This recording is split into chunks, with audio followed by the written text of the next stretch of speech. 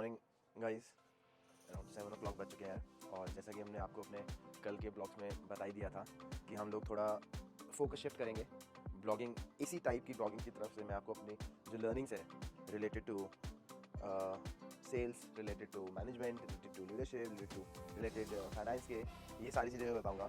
और आज मैं आपको एक बहुत ही इंटरेस्टिंग चीज़ बताने वाला हूँ जो मुझे बचपन से ही मेरे दिमाग में फीड करी गई थी। वो है मनी। ठीक है, कि हमारा एटीट्यूड मनी की तरफ क्या होना चाहिए। तो इस ब्लॉग में अगर आप ये पूरा ब्लॉग देखोगे एंड तक, तो आपको ये समझ आएगा कि कैसे आप अपना एटीट्यूड है जो मनी की तरफ वो चेंज कर सकते हो। ठीक है, कैसे आपके जो पेरेंट्स हैं वो आपकी वेल्थ क्रिएशन के लिए बचपन से ही आपकी हेल्प करते हैं। कैसे आपके पेरेंट्स ही बचपन से ही आप लोगों को दिमाग में मनी के बारे में गलत चीज़ें अच्छी चीज़ें सिखाते हैं। तो अगर आप इस ब्लॉग में एंड तक रुकोगे ना, तो आज मैं आपसे कम से कम 6 से 7 से 8 या 9 ऐसे टिप्स शेयर करने वाला हूँ जो आपकी लाइफ चेंज कर सकती है मनी के रिगार्डिंग। ठीक है, तो बेयर विद मेरे साथ रहिए, एंड तक पूरा ब्लॉग देखिए और ज़रूर कमेंट करना मत भूलना अगर आपको कुछ भी एजुकेशन इस ब्लॉग से मिलती है तो। ठीक है, क्योंकि एक बिल्कुल नई सीरीज़ होने वाली है और एक नया एक्सपेरिमेंट हम इसमें आप लोगों ने यार कभी कभी ना ऐसी चीज़ें देखी होंगी कि अपने सराउंडिंग में ही कि कई लोग ऐसे होते हैं जिनके पास थोड़ा पैसा आता है तो वो एक बहुत बड़ा एम्पायर बना देते हैं। कुछ लोग ऐसे होते हैं जो कुछ पेरेंट्स अपने बच्चों को ऐसे सिखाते हैं कि आपको पहले ग्रेजुएशन करो, फिर मास्टर्स करो, कॉलेज वाले जॉब करो, आप स्किल्स ग्रैब करो, उसके बाद आप मार्केट में जाओ, फिर आपको पैसा मिलना शुरू हो जाएगा।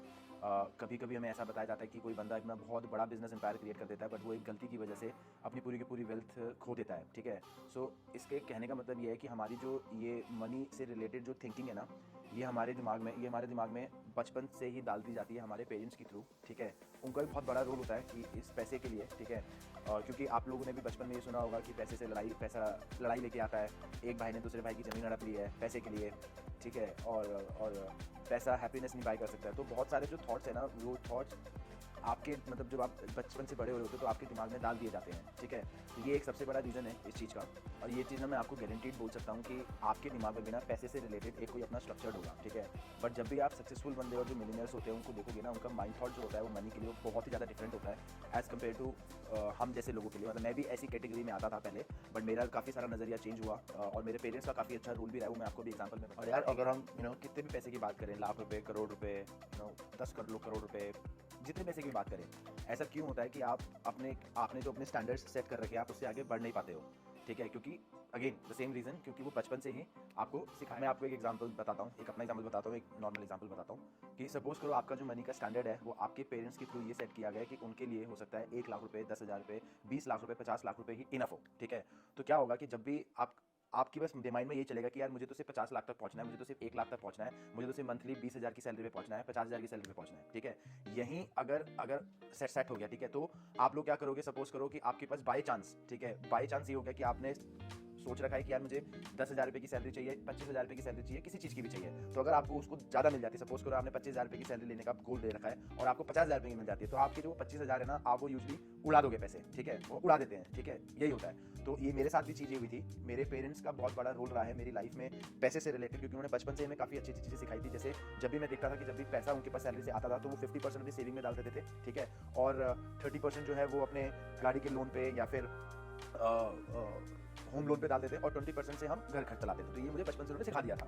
ये चीज़ मेरे साथ जब हुई, जब मैं अपनी फर्स्ट एजुकेशन करने आया, जब मैं अपनी फर्स्ट एजुकेशन करके मैंने पहली नौकरी ली, तो मेरी जो सैलरी थी वो अराउंड 35,000 रुपीज़ थी। ठीक है, बट उसमें क्या होता था, 35,000 को हटा के मैं इंसेंटिव्स बहुत कमाता था। तो मैं इंसेंटिव्स को ना सेव नहीं करता था, मैं कहते एक्स्ट्रा इनकम है, मैं उसको सब कुछ उड़ा देता था। तो एक बार फिर मेरे पेरेंट्स ने मुझे बिठाया, मुझे बोला कि बेटा सुन, तेरे पास जो ये एक्स्ट्रा इनकम आ रही है ना, इसको उड़ाओ मत, इसको तुम अकाउंट अपने इन्वेस्टमेंट्स में डालो, अलग अलग चीज़ों में डालो, ताकि तुम्हारी वेल्थ क्रिएशन हो सके। ठीक है, तो ये मेरा एग्जाम्पल था। और आपने कभी कभी ये देखा होगा कि अगर आपके आसपास कोई एक बहुत ही बड़ा बिलियनियर वगैरह, मतलब एक बहुत अच्छे माइंड से, जो वेल्दी माइंड से होते हैं ना बंदे, अगर उनकी वेल्थ भी उनसे छीन ली जाए ना, ठीक है, तो वो वेल्थ दोबारा क्रिएट कर लेते हैं, क्योंकि उनका माइंडसेट ही ऐसा होता है। तो पहली चीज़ जो लेसन है आपका कि आपको आज से ही अपना जो पैसे से रिलेटेड जो माइंडसेट है वो बिल्कुल चेंज करना पड़ेगा। अब हम आपको दूसरे लेसन में मिलेंगे रिगार्डिंग मनी ओनली।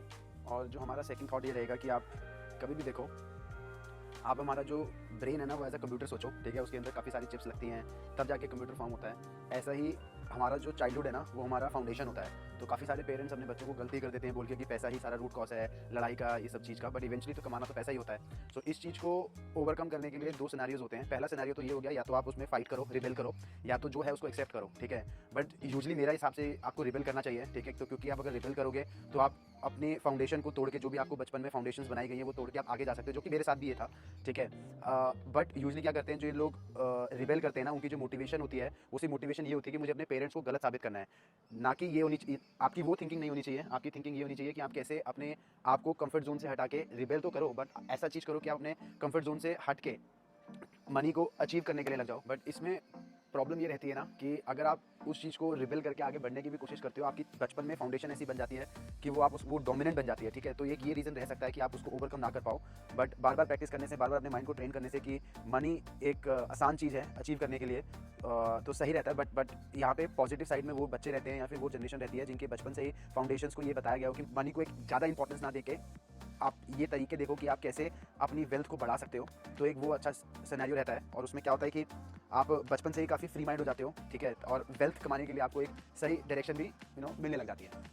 एक और जो रीज़न है ना यार आपकी बाइंग या फिर मनी से रिलेटेड, वो क्यों आपके पेरेंट्स से आता है, मैं आपको एक एग्जांपल से समझाता हूँ। जैसे बचपन में क्या होता था ना, जब मेरे मॉम डैड के पास उनकी सैलरीज वगैरह आती थी, तो हम लोग देखते थे कि वो लोग जैसी उनकी आई है, ठीक है, उनके बजट्स होते थे, ठीक है, कि इतना बजट हमारा खाने में जाएगा, इतना बजट हमारा होम लोन के ईएमआई पे जाएगा, इतना बजट हमारे कार लोन पे जाएगा, इतना बजट हम सेविंग में रखेंगे, इतना एजुकेशन में जाएगा, इतनी ये चीज़ें में रहेगा, ठीक है। तो जब हम बड़े हो रहे थे तो वो चीज़ें ना मैंने बचपन से ही अपने घर वालों की देखी कि मॉम डैड कर क्या रहे हैं, ठीक है। तो वही चीज़ जैसे जब मैंने कमाना शुरू किया, ठीक है, तो वही चीज़ ऑटोमेटिकली मेरे सबकॉन्शियस माइंड में आ चुकी थी कि यार मुझे ना जैसी मेरी सैलरी आएगी उसका मुझे इतना % अपनी सेविंग में डाल देना है, चाहे मैं सेविंग में डालूं, चाहे वो एफडी में डालूं, चाहे वो म्यूचुअल फंड में डालूं, चाहे वो स्टॉक्स में डालूं, चाहे वो क्रिप्टो करेंसी में डालूं, चाहे मैं किस चीज़ में भी डालूं, ठीक है। बाय द वे मैं इन सब चीज़ों में पैसे डालता था पहले, और अभी भी मैं 2-3 चीज़ों में डालता हूं। अगर आपको जानना हो तो मुझे कमेंट करके बताना नीचे, ठीक है।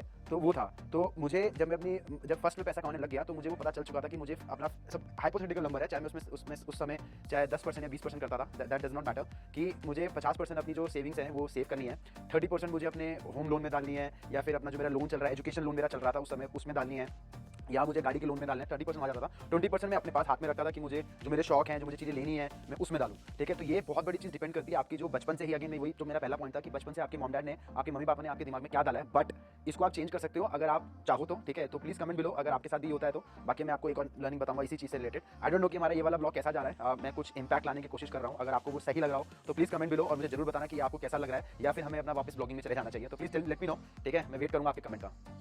सो यार अभी तक तो हमने ये बात करी कि आपको प्रोग्राम किया जाता है सब कुछ, जो प्रॉब्लम्स है सब कुछ, बट इसको चेंज करने के लिए हम क्या कर सकते हैं उसके मैं स्टेप्स आपको बताता हूँ, जो कि मैंने भी कहीं ना कहीं इंप्लीमेंट करे हैं लाइफ में, ठीक है। सबसे पहली चीज़ तो ना यार आप ये पैटर्न्स को नोटिस करो कि ये पैटर्न्स आपकी लाइफ में आए कहाँ से हैं, ठीक है, क्योंकि वो बहुत इंपॉर्टेंट चीज़ रहती है कि आपको पता होना चाहिए कि मुझको ये जो पैटर्न्स है वो यहाँ से आए हैं, ठीक है। दूसरी जो चीज़ है वो ये रहेगी कि उन पैटर्न्स को रिकॉग्नाइज करने के बाद आप अपनी करंट स्टेट जानो कि आपके बैंक में यार पैसे कितने पड़े हैं, ठीक है, क्योंकि वो भी बहुत इंपॉर्टेंट चीज़ है, ठीक है।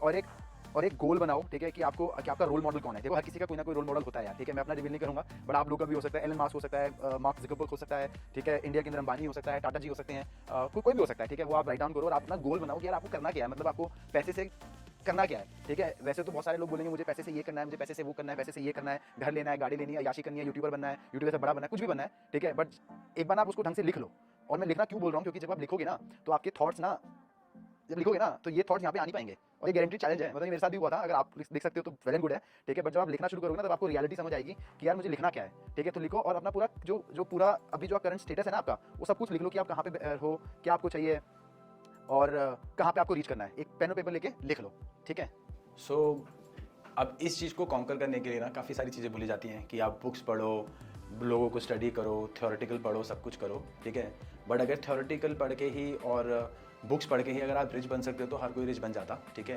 तो सबसे पहली चीज़ जो मैं आप लोगों को बोलूँगा ना कि जो आप लोगों को चेंज करनी है वो चेंज करना है माइंडसेट, क्योंकि माइंडसेट को चेंज करने के लिए लगता है टाइम। क्योंकि अभी आपकी उम्र 18 साल 19 साल होगी, आप देखो 18-19 साल से ही आप अपने मम्मी पापा के साथ रह रहे हो, तो उनकी जो थिंकिंग है वो ऑलरेडी आप लोगों के अंदर आ चुकी है। तो उसको चेंज करना इज़ वेरी एसेंशियल, ठीक है। तो उसको चेंज करने के लिए जो मैं भी अपने माइंड में करता था, तभी मेरे माइंड को मैंने ऐसा प्रिपेयर किया कि मैंने अपने माइंड को बहुत चैलेंज किया, ठीक है। और वो कैसे किया कि जब मैं अपनी फर्स्ट जॉब कर रहा था, ठीक है, तो मैं अपने माइंड को ये बोलता था कि यार मैं सबसे बेस्ट सेल्स का बंदा हूँ, ठीक है। मैं अपने माइंड को हमेशा टारगेट देता था कि अगर तुमने 10,000 रुपये का टारगेट है मेरा तो मुझे 20,000 रुपये करने हैं, ठीक है। और मैं अपने माइंड में हमेशा ये बोलता था कि यार कैसे रिच बन सकते हैं, कैसे कर सकते हैं, कैसे उस मुकाम को हम रीच कर सकते हैं। तो ये चीज़ भी आप लोगों को करनी है। आप लोगों को सिंपली अपने जो पेपर में आपने इससे पहले लिखा था उसी पेपर में अपने सामने एक गोल बना लो, उसमें लिखो कि I am rich, I want to become rich, I want to become millionaire. और उस चीज़ को ना यार आप रोज रोज अपने दिमाग में बोलो, क्योंकि खुद सोचो ना यार, आपको 19 साल से जो ट्रेन किया गया है वो एक ही बार में तो चेंज हो नहीं सकता, तो उसको भी चेंज करने के लिए आपको टाइम लगेगा, क्या पता 1 साल लगे या 2 साल लगे।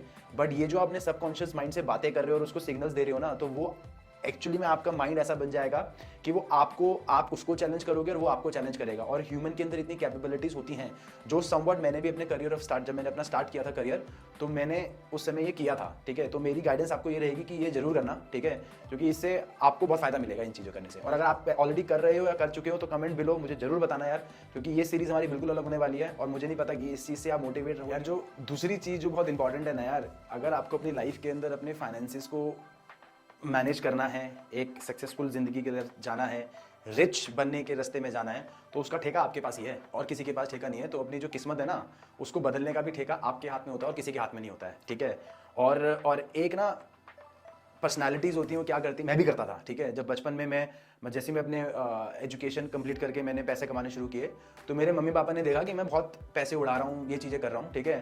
तो 1-2 बार तो ऐसा भी हुआ कि मेरे जो मंथली एक्सपेंसेस हैं, ठीक है, मतलब मेरी सपोज करो अगर 20,000 रुपये सैलरी है तो 25,000 रुपये मेरे महीने का खर्चा हो गया। तो 3 से 4 महीने ऐसे हुआ मेरे साथ, ठीक है। तो मैं उस समय क्या करता था, मैं ब्लेम करता था, अरे ये सरकार ने पैसा ज़्यादा बढ़ा दिया है, जीएसटी ज़्यादा लगा दिया है, ठीक है, अरे महंगाई इतनी हो गई है, अरे ये पैसा इतना कमाता है वो उसे कर सकता है, अरे ये मेरे घर वालों की गलती, उन्होंने मुझे नहीं सिखाया, ये नहीं किया, वो नहीं किया। तब मेरे पास एक वरदान आया, ठीक है, उस वरदान ने मुझे ये बताया कि भाई सक्सेस को अचीव करने का जो ठेका है वो मेरे हाथ में ही है, ठीक है। तो अपने फाइनेंसिस को ऐसे मैनेज करो कि आपका जो अकाउंट है ना वो कभी भी नेगेटिव में ना जाए। अगर वो नेगेटिव में जा रहा है ना तो दैट मीन्स कि आप कुछ ना कुछ गलत कर रहे हो, ठीक है। जैसे मेरा एग्जांपल हूँ कि मैंने अपनी अर्ली लाइफ के अंदर जब मेरी पहली जॉब लगी थी, ठीक है, तो मैंने भी कुछ ऐसे एक्सपेंसेस कर दिए थे जहाँ मुझे लगता था, जहाँ मुझे चुभता था। जैसे एजुकेशन लोन मुझे बहुत चुभता था, क्योंकि मुझे ऐसा लगा कि मैंने एक 8 लाख रुपये का एजुकेशन लोन लिया है, उसके लिए मुझे पर मंथ मुझे इतना पैसा देना ही देना होता है, ठीक है। तो मुझे चुभता था, तो मैंने क्या किया, मैंने अपनी सेविंग्स बढ़ानी शुरू करी, अपने एक्सपेंसेस जो मेरे शौक में मैं पैसे खर्चता था, बहुत सारे पैसे खर्चता था उस समय में, वो मैंने कम किया और मैंने एजुकेशन लोन के अंदर डालना शुरू कर दिया। हालांकि इसमें जो रोल है वो मेरे ब्रदर का भी था, मेरे मम्मी पापा का भी था, कि उन्होंने मुझे बैठ के समझाया भी कि भाई जो तुमने पैसे हैं ना उसको ढंग से संभाल नहीं रहा है, उसको ऐसे संभालने की कोशिश कर, क्योंकि हम लोग सर्विस क्लास से थे, राइट। सो ये इंपॉर्टेंट रहता है, तो ये चीज़ हमेशा। एक और जो सबसे इंपॉर्टेंट चीज़ होती है ना वो होता है पॉजिटिव एटीट्यूड। पॉजिटिव एटीट्यूड ना बहुत ही ज़्यादा ज़रूरी हो जाता है। अगर आपको मतलब ये सिर्फ मनी के रिगार्डिंग नहीं है, ये और चीज़ों से भी आपका रिलेट करता है। जब आप लाइफ में बहुत सारी चीज़ें अचीव करना चाहते हो तो, क्योंकि जिस राहों में आप जा रहे हो ना उसमें आपको डिफिकल्टीज तो आएंगी। अभी डिफिकल्टीज आती हैं यार, अभी आप मार्केट जाओगे या फिर कुछ सामान उठा रहे होगे, कोई चोट लग सकती है, सब कुछ भी हो सकता है, राइट। तो वो एक पार्ट है। तो एक पॉजिटिव एटीट्यूड होना बहुत ही इंपॉर्टेंट हो जाता है और आपको ना अपना पूरा 100% नहीं, आपको 10,000% देना पड़ेगा यार। जैसे मैं आपको एक एग्जांपल बताता हूँ। जब मैं अपनी लाइफ में स्टार्ट कर रहा था ना, जब मेरी पहली जॉब थी, उसका नाम नहीं लूँगा जॉब का, तो उस जॉब में ये होता था कि यूजुअली मैं यूएस शिफ्ट करता था। तो मेरी जॉब जो है वो 6 बजे शाम को स्टार्ट होती थी और 3 बजे ख़त्म होती थी।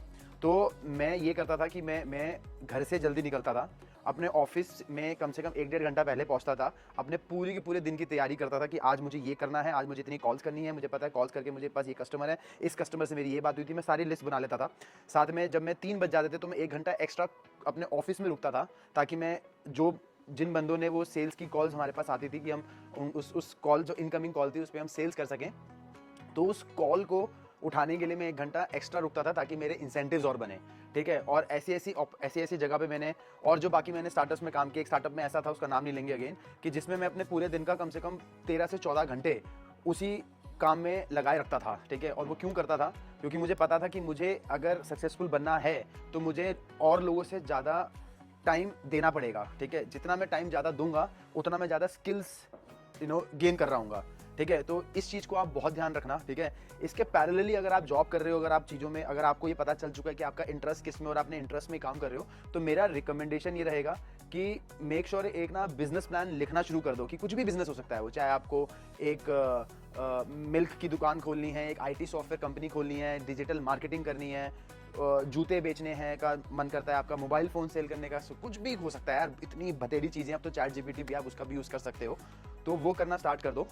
सो यार, अगर आप लोग मनी के लिए छोटा सोचोगे तो छोटा अचीव करोगे, अगर बड़ा सोचोगे तो बड़ा अचीव करोगे। ये तो मतलब गिवन है, राइट। ये तो मैं नहीं, ये तो सब लोग यही बोलते हैं, ठीक है। तो और बड़ा जब आप सोचोगे ना, कभी कभी मेरे दिमाग में भी बचपन में ये आता था यार, मुझे बड़ी चीज़ें करनी है तो मैं कितना बड़ा सोचूं, और एक जगह आके ना मैं अटक जाता था।